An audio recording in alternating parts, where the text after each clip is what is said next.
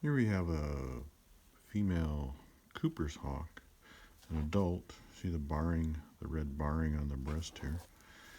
Look at the back, you can see a break here. I guess it's not too extreme, but the head's darker than the back. Female Cooper's is the largest of the common accipiters we have around here. Males are smaller. Male Cooper's is about the size of a little bit bigger than a female Sharpshin, and the male Sharpshin is the smallest. See the gradation here on the tail. The outer rectrix on the female Cooper's is the greatest difference between the outer rectrix and the central rectrices of the four possible accipiters you'll commonly see. The one uncommonly seen are the goshawks. These are bird hawks. They chase birds at feeders, and especially at feeders. This guy was, or this girl, female, was brought into a rehab center where it died for unknown reasons. It's got some abrasions up in the neck here. It may have hit something. If you look at its claw here, it's a very long, sharp, needle-like claws, and the leg is extremely long.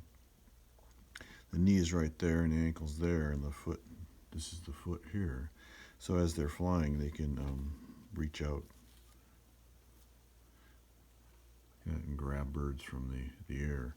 They're also very adept at going through branches and holes and tight spaces. There's some great videos of Cooper's hawks doing this, going through little keyholes, round holes, keyholes, slots.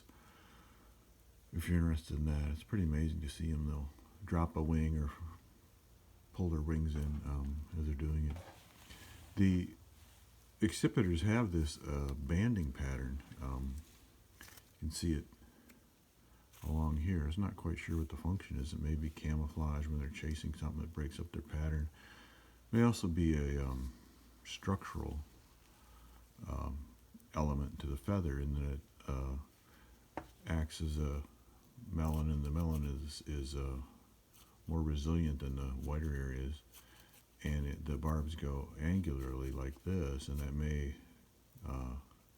course across there and provide some support for the feathers. So the tail's banded also. See the parallel bands there. The outer rectrices are not quite in sequence with the others, but as they're flying, they use this tail to twist and turn through the air as they're chasing stuff. So these guys go after larger birds, robin size up to pigeons, even larger. And they may go after a small chicken occasionally. On the wing here, you can see the eula. This is the little thumb that they use for controlling airflow over the wing as they're flying.